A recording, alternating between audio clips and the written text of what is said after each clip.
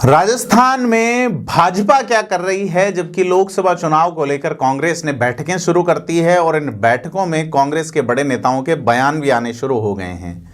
लाल कृष्ण आडवाणी को लेकर दिया गया बयान विश्लेषण करेंगे आज इसका भी, और विश्लेषण करेंगे कि भाजपा के जो आला नेता हैं, भले वो प्रदेशाध्यक्ष हो या महामंत्री स्तर के नेता, अभी तक पॉलिटिकल मीटिंग्स या पॉलिटिकल गतिविधियां शुरू नहीं हुई हैं, जबकि उंगलियों पर गिनने लायक दिन बचे हैं लोकसभा चुनाव में। लोकसभा चुनाव होने ही वाले हैं, इसीलिए मोदी सरकार ने पूरा बजट पेश नहीं करके लेखानुदान पारित किया है। आज बात करेंगे पाली, जालोर, सिरोही के साथ बाड़मेर, जोधपुर और नागौर लोकसभा सीटों की भी। और आपसे अपील है कि आप थिंक 360 को सब्सक्राइब जरूर करें ताकि हम आपको राजस्थान की राजनीति से लगातार रूबरू करवा सके। नमस्कार, मैं हूं प्रदीप, आप थिंक 360 देख रहे हैं। बात कर रहे हैं सबसे पहले कि बीजेपी जो है वो इस बार इतनी खामोश क्यों है, जबकि भाजपा का ये मानना है कि मोदी लहर और मोदी का नाम ही उनका जो है वो राजनीतिक कैंपेन का आधार होगा। तुलसीदास कह गए, कलयुग केवल नाम आधारा। भगवान राम के लिए कह गए, लेकिन राम मंदिर बना के या राम मंदिर का 22 जनवरी को लोकार्पण करके, उद्घाटन करके प्रधानमंत्री नरेंद्र मोदी के नाम पे भाजपा की सारी नावें जो है वो वैतरणी पार करने की ओर इच्छुक हो रही हैं।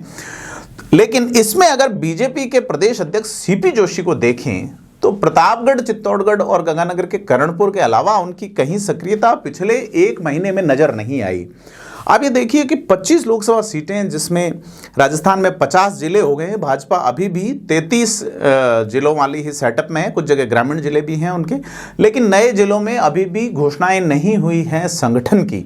साथ ही संगठन के कई लोग सत्ता में आ गए, मसलन कि प्रदेश महामंत्री भजनलाल शर्मा जो है वो मुख्यमंत्री बन गए, प्रदेश महामंत्री दिया कुमारी जो है वो मुख्यमंत्री बन गई, या बहुत सारे नेता जो है मंत्री स्तर के पद पे है। लेकिन संगठन जो है वो विस्तार कब लेगा, इसको लेके भाजपा अभी तक सोच नहीं रही है।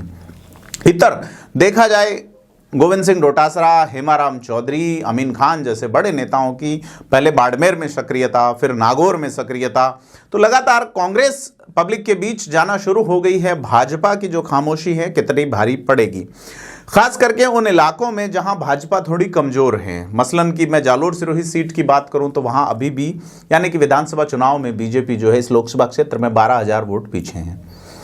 इस लोकसभा क्षेत्र में 4 सीटें ही भाजपा जीत सकी है, कभी 7 जीती थी 2013 में, और 13 वाला ही इन्होंने रिपीट किया 2018 में।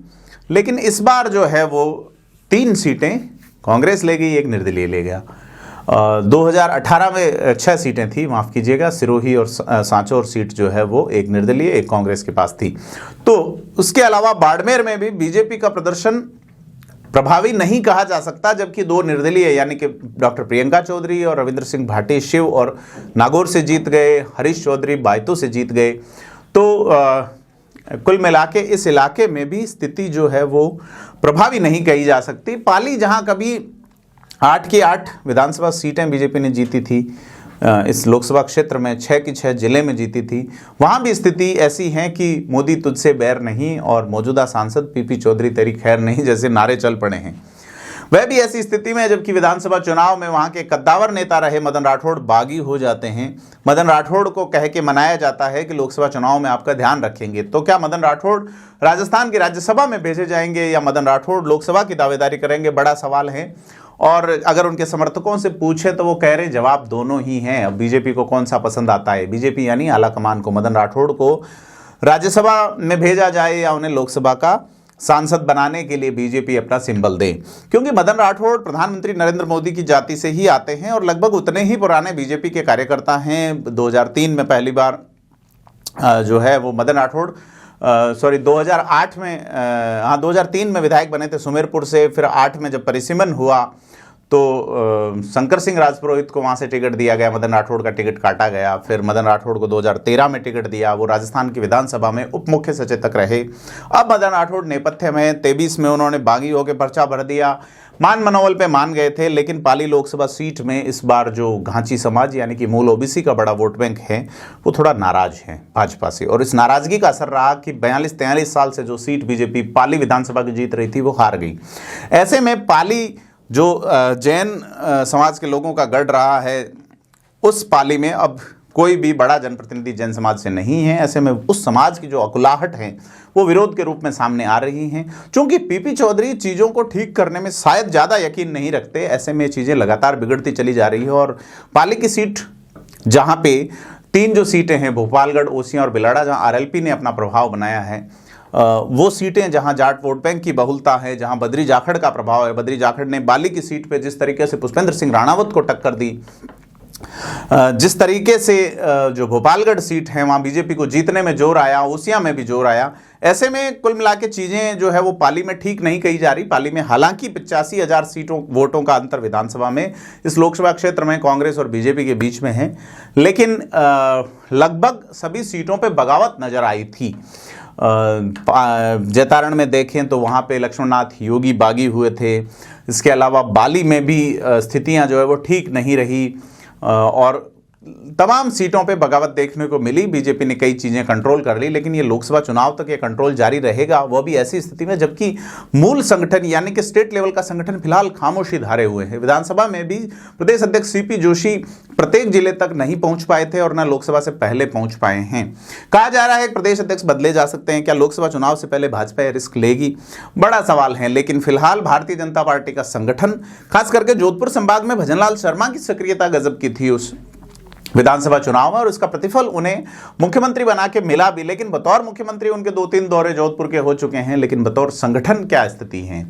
क्या भाजपा जो है वो इसी सेटअप से विधानसभा का चुनाव लड़ लेगी? जबकि कांग्रेस जो है कहा जा रहा था एक फॉर्च्यूनर में सिमट जाएगी, लेकिन वो 2 बसों से भी अधिक संख्या में जीत गए। यानी कि 30 सीटर बसों की अगर बात करें तो 70 की आबादी, 70 की जो संख्या है उसमें वो विधायक बन गए हैं कांग्रेस के लोग। और एंटी इनकम्बेंसी की स्थिति तो ये रही कि सरकार बनने के अगले ही महीने उपचुनाव भाजपा हार गई करणपुर का। तो यह चीज़ें जो है ये देखनी होगी। भाजपा का जो संगठन है, भले वो नरेंद्र मोदी के नाम पे जीत रहे हैं, उस संगठन को प्रयास करने होंगे। वो प्रयास नहीं करते तो फिर कांग्रेस के लिए खुशी की खबर है, खास करके उस इलाके में जहां महेंद्रजीत सिंह मालवीय मजबूत हैं।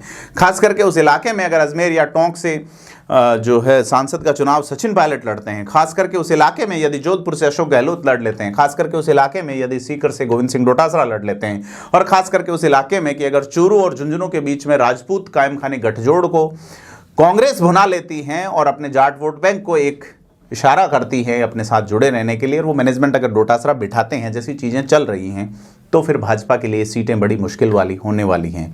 खास करके वह भी ऐसे दौर में जब आरएलपी रेवंत राम पंवार को बीकानेर की सीट से उतारने की कोशिश कर रही है, लोकसभा सीट से। खास करके ऐसी स्थिति में जबकि मनोज न्यांगली घोषणा कर चुके हैं मौजूदा विधायक चूरू की लोकसभा सीट से लड़ने के लिए, राजपूत वोट बैंक अगर मनोज न्यांगली की तरफ जाता है।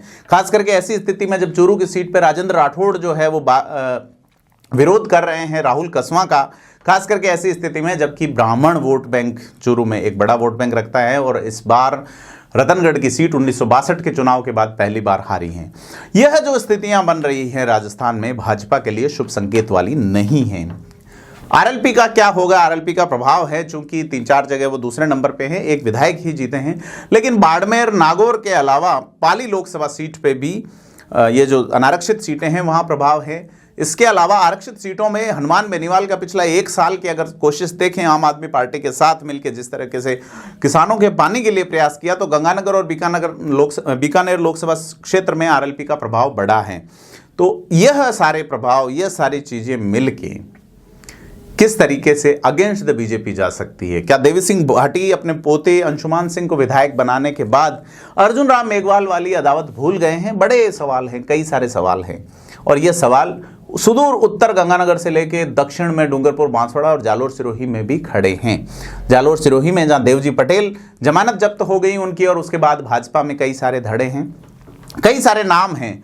राजपूतों की डिमांड है कि मारवाड़ में टिकट दिया जाए राजपूत को। नारायण सिंह देवल लगातार पुरजोर कोशिशों में जुटे हैं। उनका ये कहना है कि अगर बीजेपी टिकट काटेगी तो निश्चित तौर पे कल्बी अगेंस्ट जाएंगे। नारायण सिंह देवल जो चुनाव हारे हैं उसमें एक बड़ी वजह कल्बी वोट बैंक का कांग्रेस में शिफ्ट हो जाना रहा है, जबकि कांग्रेस यहाँ कल्बी को टिकट देती रही है। 2003 में टिकट बदल के देवासी को दिया और देवासी यहाँ से 2 बार चुनाव जीते भी, लेकिन नारायण सिंह देवल जो है वो अब वापस लोकसभा का टिकट मांग रहे हैं। हालांकि रानीवाड़ा का चुनाव वो एक बड़े अंतर से हारे हैं, उसकी वजह जैसा मैं बता चुका। कड़बी वोट बैंक जो है वो प्रभाव रखता है जालोर सूबे में, लेकिन वो फिर कभी बीजेपी का संपूर्ण हुआ करता था, इसलिए बीजेपी मारवाड़ में 4 टिकट कड़बियों को देती है। लेकिन इस चुनाव में अगर देखें तो कड़बी वोट करते हैं आहोर में कांग्रेस के प्रत्याशी होने के नाते सरोज चौधरी को, रानीवाड़ा में अगेंस्ट द बीजेपी, सांचौर में अगेंस्ट द बीजेपी, रेवदर में अगेंस्ट द बीजेपी, ऐसी बातें आई हैं। तो ये सारी चीजें जो है ये देखने वाली बात होगी कि भाजपा के कई नेता इसे पॉलिटिकल ब्लैकमेलिंग जैसा संज्ञा देते हैं स्थानीय स्तर पे, लेकिन यह राजनीतिक जागरूकता भी कही जा सकती है कि एक समाज राजनीतिक पार्टियों से अपना जो है वो कीमत वसूलने की कोशिश करे कि आप हमें प्रतिनिधित्व देंगे तो हम आपको आगे बढ़ाएंगे। लेकिन उसके चलते अगर दूसरी जातियां एकजुट हो जाती हैं तो कई नेता इसी कोशिशों में जुटे हैं कि किस तरीके से कैसे समाज को टिकट दिया जाए जिसका मार्जिनल या अच्छा वोट बैंक है और उसकी दूसरी जाति समाज में पकड़ है और जातिवाद का आरोप नहीं हो। लेकिन इन सब के बीच में जो सारी चीज़ें बनती है वो ये है कि भाजपा का जो संगठन फिलहाल खामोश है उसे थोड़ा चेतन होना होगा। अगर वो चेतन नहीं होता है तो फिर कांग्रेस चेत चुकी है, कांग्रेस कोशिशों में जुटी है।